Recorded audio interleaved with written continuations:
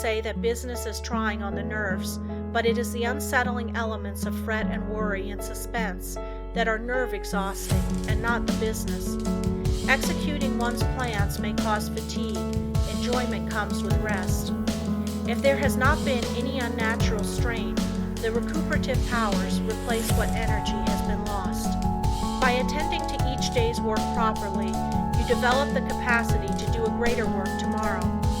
It is this gradual development that makes possible the carrying out of big plans. The man that figures out doing something each hour of the day gets somewhere. At the end of each day, you should be a step nearer your aim. Keep the idea in mind that you mean to go forward, that each day must mark in advance, and forward you will go. You do not even have to know the exact direction, so long as you are determined to find the way. But you must not turn back once you have started.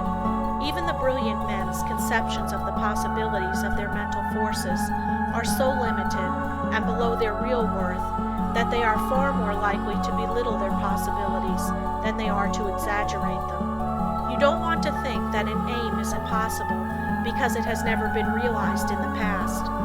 Every day someone is doing something that was never done before. We are pushing ahead faster. Formerly, it took decades to build up a big business, but today it is only but a matter of years, sometimes of months. Plan each day's activities carefully, and you can reach any height you aim at. If each thing you do is done with concise and concentrated thought, you will be able to turn out an excellent quality and a large quantity of work. Plan to do so much work during the day, and you will be astonished to see how much more you will do than on other days when you had not decided on any certain amount. I have demonstrated that the average business working force could do the same amount of work in 6 hours that they now do in 8, without using up any more energy. Never start to accomplish anything in an indecisive, indefinite, uncertain way. Tackle everything with a positiveness and an earnestness that will concentrate your mind and attract the very best associated thoughts.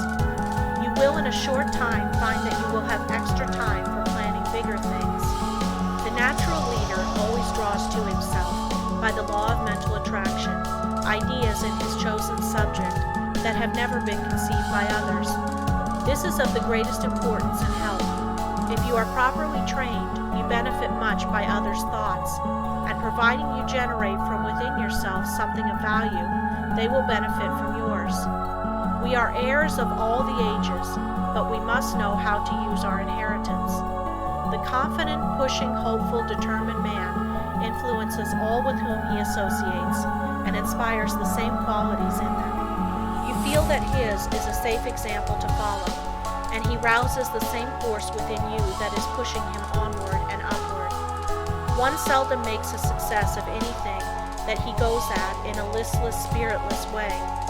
To build up a business, you must see it expanding in your mind before it actually takes tangible shape. Every great task that has ever been accomplished has first been merely a vision in the mind of its creator. Detail after detail has had to be worked out in his mind from his first faint idea of the enterprise.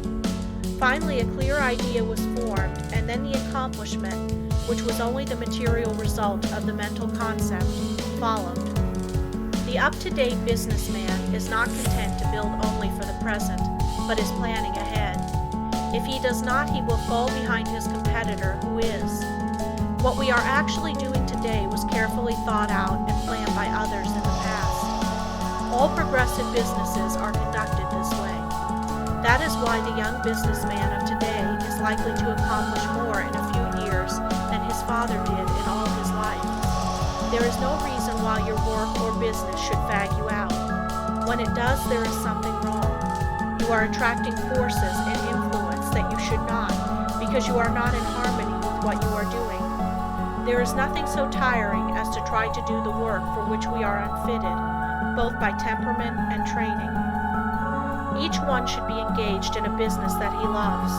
He should be furthering movements with which he is in sympathy. He will then only do his best work and take intense pleasure in his business.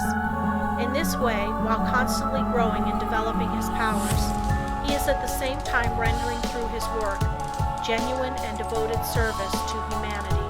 Business success is not the result of chance, but of scientific ideas and plans carried out by an aggressive and progressive management. Use your mental forces so that they will grow and develop. Remember that everything you do is the result of mental action. Therefore, you can completely control your every action. Nothing is impossible for you. Don't be afraid to tackle a difficult proposition. Your success will depend upon the use you make of your mind. This is capable of wonderful development.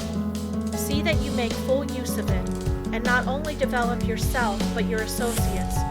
Try to broaden the visions of those with whom you come in contact, and you will broaden your own outlook of life. Are you afraid of responsibilities? In order for the individual soul to develop, you must have responsibilities. You must manifest the omnipotence of the law of supply. The whole world is your legitimate sphere of activity. How much of a conqueror are you? What have you done? Are you afraid of responsibility? Or are you ever dodging, flinching, or sidestepping it? If you are not a real man. Your higher self never winces. So be a man and allow the powers of the higher self to manifest, and you will find you have plenty of strength, and you will feel better when you are tackling difficult propositions.